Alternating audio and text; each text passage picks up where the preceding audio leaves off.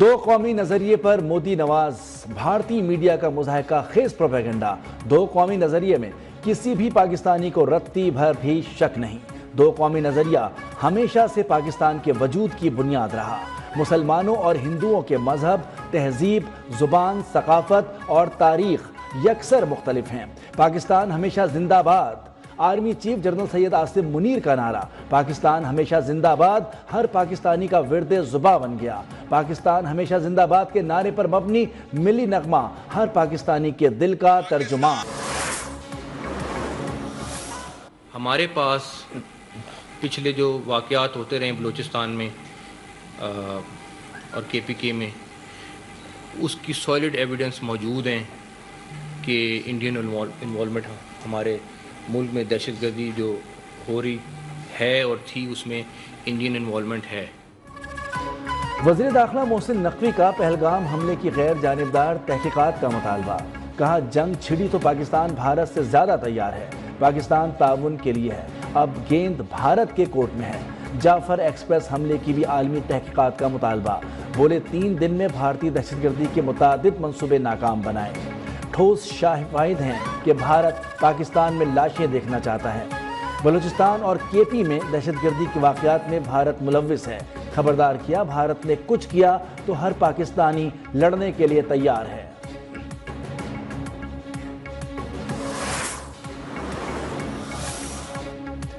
پاکستان بھارت ایٹمی طاقتیں ہیں۔ بھارت نے پانی روکنے کا نیا ایشو چھیڑ دیا۔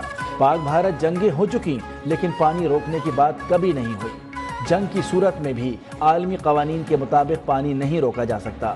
پانی روکنا جارحانہ اقدام ہے اور اس پر ہم خاموش نہیں بیٹھیں گے۔ چیئرمین پیپلز پارٹی بلاول بھٹو نے واضح کر دیا۔ کہا جب وزیر خارجہ تھا تو بھارت کی کوششیں تھیں کہ سندھ طاس معاہدے کو چیلنج کرے۔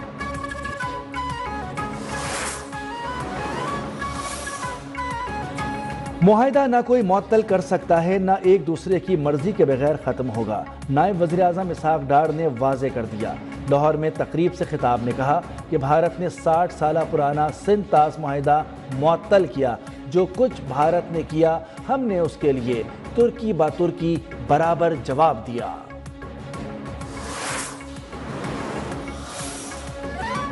ایران کی پاکستان اور بھارت کے درمیان کشیدگی کم کرنے کے لیے ثالثی کی پیشکش۔ ایرانی وزیر خارجہ عباس عراقچی نے کہا دونوں ممالک ایران کے ساتھ ثقافتی اور تہذیبی رشتوں میں جڑے ہیں۔ مشکل وقت میں پاکستان اور بھارت کے درمیان افہام و تفہیم کے لیے ہر ممکن کوشش کے لیے تیار ہیں۔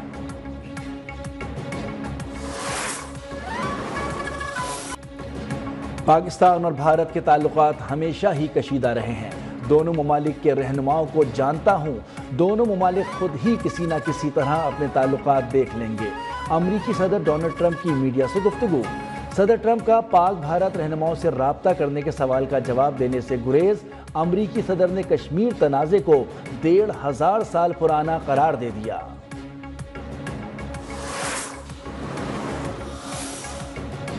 کرناٹکا کے وزیر اعلیٰ سدا رامیہ نے پہلگام حملے کو ناٹک قرار دے دیا۔ حملہ بھارتی سیکیورٹی کی ناکامی قرار۔ بولے پاکستان کے ساتھ جنگ کی کوئی ضرورت نہیں، ہم خود بھی جنگ کے حق میں نہیں۔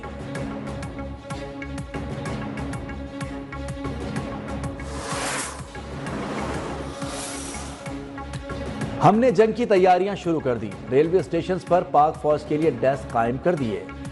آپ ہمارا پانی بند کریں گے، ہم آپ کی سانس بند کر دیں گے۔ پانی بند کیا گیا تو بھارت پھر جنگ کے لیے تیار ہو جائے۔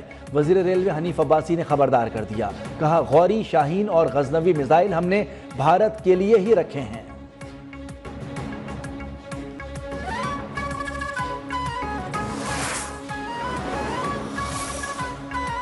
حکومت اصلاحات کے ایجنڈے پر عمل پیرا ہے۔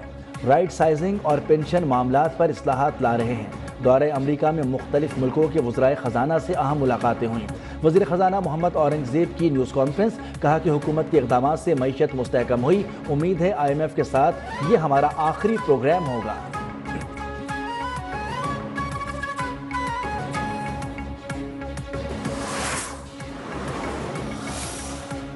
پاکستان کو کرپٹو کونسل اور ورلڈ لبرٹی فائنینشل کے درمیان معاہدے پر دستخط۔ وزیر اطلاعات عطا تارڑ نے کہا پاکستان میں کرپٹو کونسل کا قیام عمل میں لایا جا چکا۔ پاکستان نے بہت کم وقت میں کرپٹو سے متعلق پیش رفت کی، جہاں مختلف شعبوں میں سرمایہ کاری کے پرکشش مواقع ہیں۔ پاکستان تیزی سے ابھرتی ہوئی معیشت ہے۔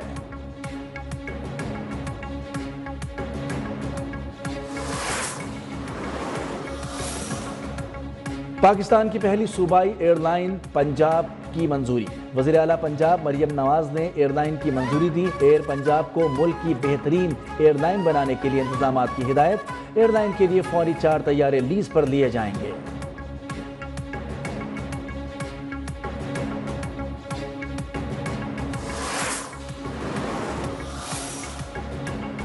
وزیر داخلہ سندھ ضیاء الحسن لنجار کی ببرلو بائی پاس پر دھرنا ختم کرنے کی درخواست۔ کہا احتجاجی مظاہرین کو یقین دہانی کراتے ہیں کینال نہیں بنیں گے، سوشل میڈیا پر غلط باتیں نہ پھیلائی جائیں۔ دھرنے کے شرکا پر طاقت کے استعمال کا کوئی آپشن زیر غور نہیں۔